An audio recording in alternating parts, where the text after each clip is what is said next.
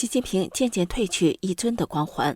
东升西降的论调开始被人遗忘，却突然在一篇论述中国话语权的文章复活了，更被党媒煞有介事地登载了。显然，这种中国叙事的框架让党非常满意，也隐约传递一个信息：习近平真可谓百足之虫，还有活动余地。不过，他毕竟年事较高，他的位置总有一天要别人来做。从中共历史来看，从老党魁到新党魁，这个阶段是最危险的。很多让人记忆犹新的事件都发生在这个时刻。目前，中共又到了这个危险历史阶段，中共人士大洗牌的风暴开始酝酿。张又侠也没闲着，他让军队学毛选来清除习思想，真是外人找不到毛病的高招。习近平接班人的问题至今悬而未决，他自己的权力也开始失灵。他真的会像历史预言的那样，是中共最后一个党魁吗？这里是大时局要闻透视，我是王真。中共党媒人民日报7月22号刊登一篇题为《加快构建中国话语和中国叙事体系》的文章，作者是北京大学新闻与传播学院教授。文章多处提到习近平，说加快构建中国话语和中国叙事体系是习思想的组成部分，还说中共18大以来，习近平就提出了增强国际话语权的重要任务。文章声称，西强东弱短期内不会改变，但东升西降、南升北降的态势日益显现。党媒转载这篇文章应该不是无的放矢的，这背后透露出中共的一个风向，继续以战狼的姿态出现在国际舞台上，尤其是对美国和欧洲。习近平的实力似乎有所回潮。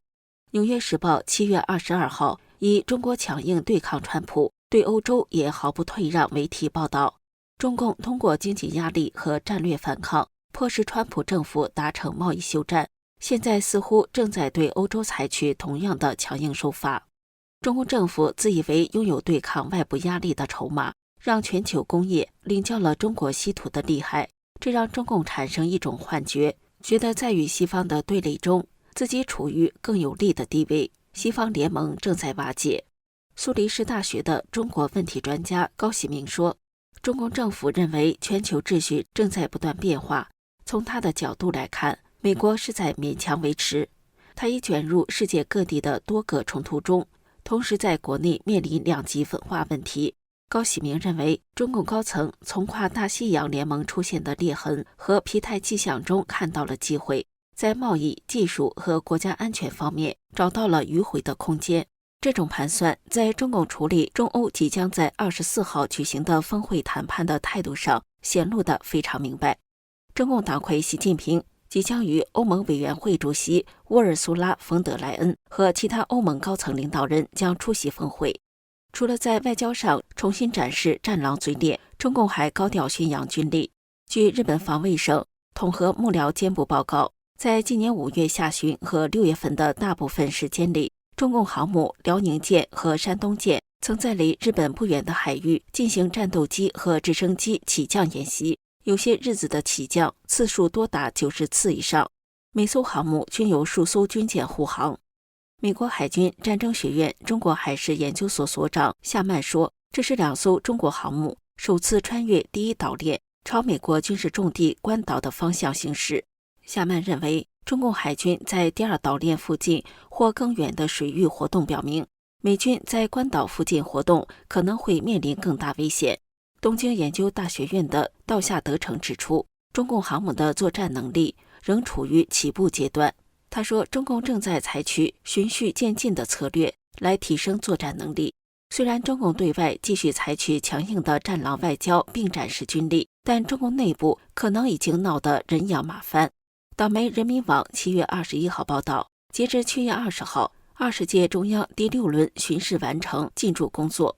中央巡视组将对北京、天津、辽宁、黑龙江、上海、江苏、福建、山东、广东、广西、重庆、贵州、西藏、陕西、青海、新疆等16个省市开展常规巡视，并会同有关省委巡视机构对沈阳、大连、哈尔滨、南京、厦门、济南、青岛、广州、深圳、西安等10个副省级城市开展联动巡视。据悉，7月21号，巡视组办公地陕西省信访办周边出现大量警察、警车，现场戒备森严，气氛紧张，大量访民遭围堵禁止上访。这种紧张气氛不仅蔓延了中国整个社会，中共高层也坐立不安。中共一轮人事大清洗的疾风暴雨即将来临，军队也不得安宁。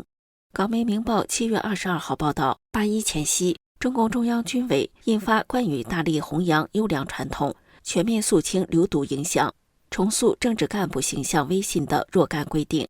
军报21号刊登评论员文章称，这是全面贯彻新时代政治建军方略，以整肃精神深入推进政治整训。博客作家京都静元7月20号爆料称，前几天他开车外出旅游，意外地跟他在81大楼的朋友通了个电话。他问道：“哥们儿，这几天你在忙什么呢？”回答说：“学毛选呢。”他从中获得了一个重大的内部信息，就是张幼霞军改快进快出，不拖泥带水。学毛选标志着张幼霞军改已经彻底完成，现在进入了统一思想阶段。军人出身的张幼霞，他不会搞像习近平那么搞政治、月讲、年讲的，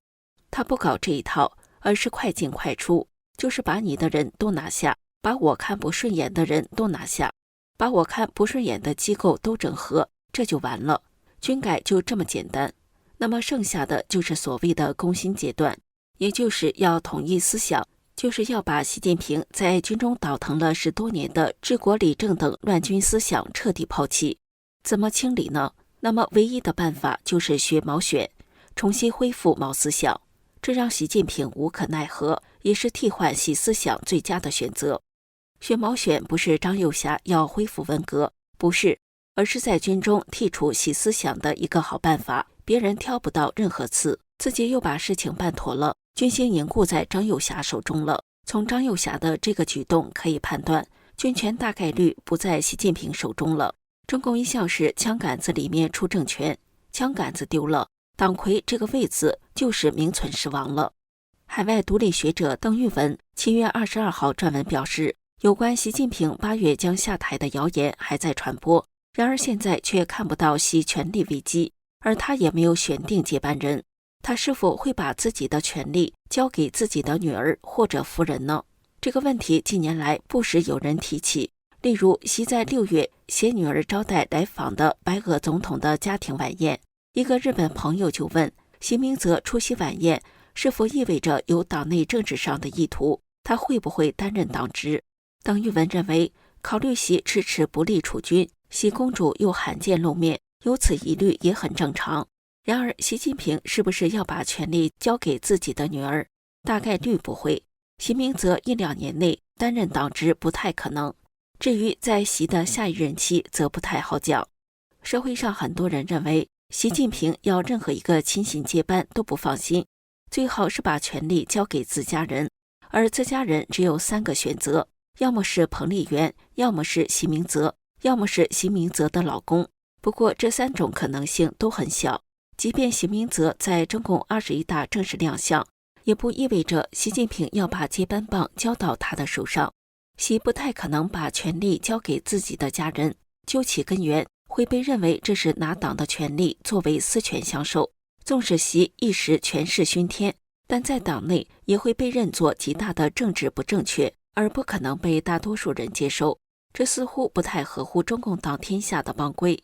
毛泽东失去了自己亲生儿子毛岸英，断绝了毛把权力传给自己后代的路。毛以后的中共党魁只能在党内选定接班人。习近平虽然是不按常理出牌的党魁，但他似乎也没有胆量挑战党天下。就习明泽本人而言，似乎也不大可能坐上中共党魁的位子，彭丽媛也不会。就流亡法国的民运人士万润南所说，习明泽可能深受现代思潮的影响，彭丽媛也是一个明白人，坐在那个位子上，他自己不会觉得舒服的。